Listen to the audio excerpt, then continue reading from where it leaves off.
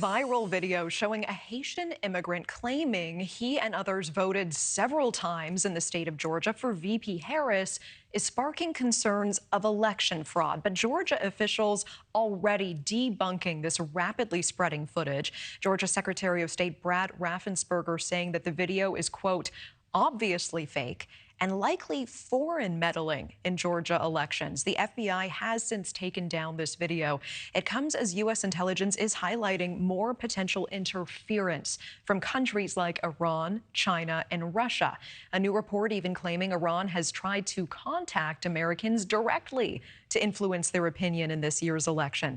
For more insight on this, we are joined by Tracy Walder, NewsNation national security contributor, also former CIA officer and FBI special agent. Tracy, thanks so much for making the time. Thank you for having me, Natasha. Tracy, I think it's so interesting. You shared on NewsNation that you were contacted by Iran via WhatsApp, and then you were contacted by the FBI because of it. Tell us more about this. So I was actually contacted via WhatsApp, but then also just through my regular cell phone number, which was really surprising as well. The WhatsApp contact really came from a British phone number that I had really never seen before. And I do block a lot on WhatsApp just because it's not my primary app that I use to communicate. The ones that came through my phone, just my regular phone number, were actually Texas area codes. I live in the state of Texas, and I think that that was to get me to respond to them. However, I don't think they realized I'm a former intelligence officer, and I immediately block. If I get a number from someone that I do not know, I block that number immediately. If you know me, you know another way to contact me. What were they trying to get you to do? How are they trying to influence you? So initially, I didn't think much, quite frankly, of those messages. It was really about, vote for so-and-so, vote for so-and-so, two different parties, quite frankly. It wasn't just one or the other. But I didn't think anything of it until the FBI actually obviously showed up at my door and let me know that Iran was actually targeting former intelligence officers, former people that worked at think tanks, those kinds of things that gathered intelligence that were somewhat public figures. And so that's why I was a target of that. I think that they were hoping their end game maybe was to push me a certain way to perhaps even come on the news and talk about that. That is fascinating. Are you comfortable sharing which candidate they were trying to get you to vote for? It was actually both, to be completely honest with you. Strange. I had some for Harris and I had some for Trump. There wasn't one more so than the other. Yeah, that's fascinating. What is Iran trying to do in our elections? Is it one candidate in particular generally they're trying to support, or is it generally sowing discord and chaos and undermining our democracy?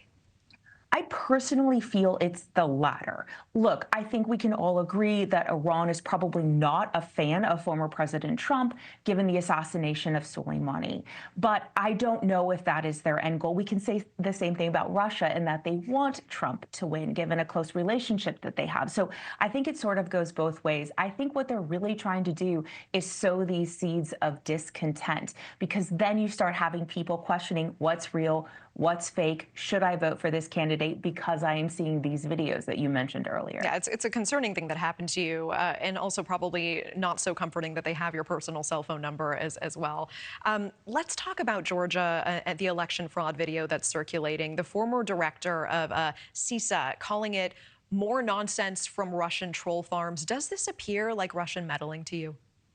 It does. So we think that this came from a group called Storm 1516, and that was the group that was really responsible, really kind of came to the American intelligence community's interest back in 2016, if you remember the Trump-Clinton election, when they were meddling in that. So that group has been on our radar for a long time.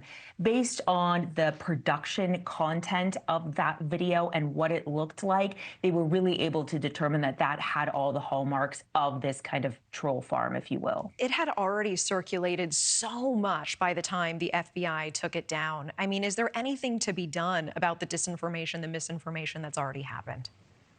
So there's just a point I want to make that hasn't been talked about a lot. You have a lot of people recently that actually don't trust the intelligence community. So when you have the intelligence community like the FBI or the CIA making these very real statements about what is going on, and then you have people watching these videos, believing them and not trusting the intelligence community and what they're seeing, it's really a recipe for disaster. Yeah, absolutely. I want to ask whether it is seeing videos like this online or being contacted directly potentially by a foreign actor. What are some things that voters really need to be looking out for to protect themselves right now?